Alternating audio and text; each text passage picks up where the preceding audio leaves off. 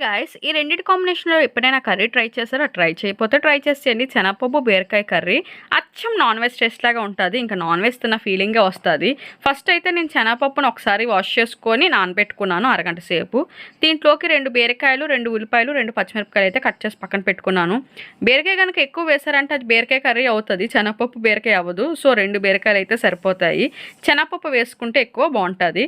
దీన్ని నేను కుక్కర్‌లో తాలింపు వేస్తున్నాను. ఫస్ట్ అయితే స్టవ్ వెలిగించి కుక్కర్ పాన్ పెట్టుకొని కొద్దిగా ఆయిల్ వేసుకొని ఆయిల్ బాగా హీట్ అయిన తర్వాత ఉల్లిపాయ, పచ్చిమిరపకాయలు వేసుకొని బాగా ఫ్రై అయిన తర్వాత బీరకాయ ముక్కలు కట్ చేసుకున్నవి కూడా వేసేసుకొని ఆల్రెడీ శనగపప్పు నానబెట్టాం కదా! దాంట్లో వాటర్ అంతా కూడా వంపేసి ఆ శనగపప్పును కూడా దాంట్లో వేసేసి ఒక్కసారి అయితే బాగా కలిపేసుకోవాలి.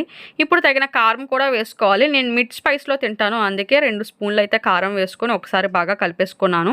కొద్దిగా పచ్చివాసన పోయే వరకు ఫ్రై చేసుకున్న తర్వాత దాంట్లో వాటర్ వేసేసుకోవాలి. పప్పు ములిగేలాగా వాటర్ వేసుకోవాలి. ఎక్కువ వాటర్ వేసుకోకూడదు. ఎక్కువ విజిల్స్ కూడా పెట్టకూడదు. కొద్దిగా వాటర్ వేసుకొని ఒక్క విజిల్ పెడితే సరిపోద్ది. పప్పు అన్నది ఉడికిపోద్ది. ఎక్కువ విజిల్ పెట్టామంటే పప్పు అన్నది మ్యాష్ అయిపోద్ది. సో ఇలా ఒక్క విజిల్ పెట్టామంటే పప్పు బాగా ఉడికిపోద్ది. ఆల్రెడీ మనం నానబెట్టుకున్నాం కాబట్టి ఎక్కువసేపు విజిల్ పెట్టవసరం లేదు. ఇప్పుడు తగినంత ఉప్పు, అల్లం వెల్లుల్లి పేస్ట్ కూడా వేసేసుకొని పచ్చివాసన పోయే వరకు ఉడికించి వాటర్ అంతా ఇంకే వరకు ఉంచి ముద్ద కూరలా రెడీ అయిపోతే కొత్తిమీరతో గార్నిష్ చేసేసుకోవడమే.